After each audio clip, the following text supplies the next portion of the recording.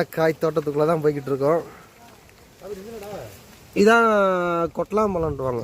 இது அது ஒரு பழம்னே.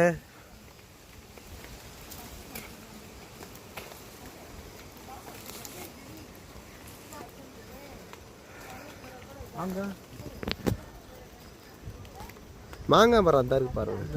ஒரு மாதிரி இருக்கு. இங்கே உள்ள மாங்காய் அப்படி தான் இருக்கும். தொடக்கூட முடியாது. ஆமாம், காட்டுக்குள்ளே போய்கிட்டு இருக்கோம். ஏலக்காய் தோட்டத்துக்குள்ளே. பப்பாளியை விதப்படுறேன். பலாப்பழம் அப்படி எப்படி தொங்குது பாருங்க. சரசரமா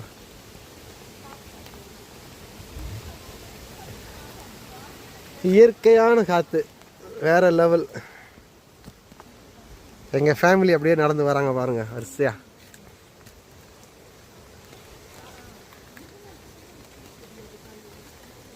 இதான் நண்பர்களே காப்பி மரம், காப்பி செடி. இதான் வந்து தேயிலை செடி. நீங்கள் டீ தூள் சாப்பிட்றீங்களா, டீ தூள், அதான் இது. சரி, இதான் டீ தூள்.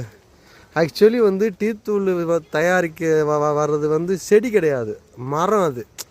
அதை என்ன பண்ணுவாங்க, வெட்டி கீழே வந்து சின்னதாகவே வச்சுருப்பாங்க. அது வளர்ந்துச்சுன்னா அதோட ஆயுஸ் காலம் வந்து 100 வருஷம். இது அதோட பூவை பாருங்கள் எவ்வளோ அழகாக இருக்குங்க. டீத்தூள் செடி. இதை நாங்கள் இதுதான் டீத்தூள் காய். சின்ன பிள்ளையா இருக்கப்ப அது இது கொஞ்சம் முத்தலாக இருக்குது. பிஞ்சு காமிக்கிறேன் பாருங்கள்.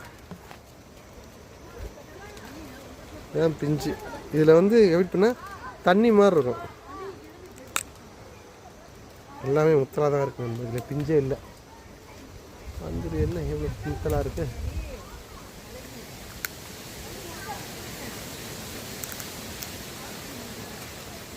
உள்ள விதை இருக்கா. இது எப்போ இருக்கும்னா தண்ணி மாதிரி இருக்கும், சின்னதாக இருக்கப்போ நாங்கள் அதை வாயில் வச்சு சாப்பிடுவோம். தாகம் மாசி எடுத்து உடச்சி குடிப்போம். அவ்வளோ நல்லாயிருக்கும்.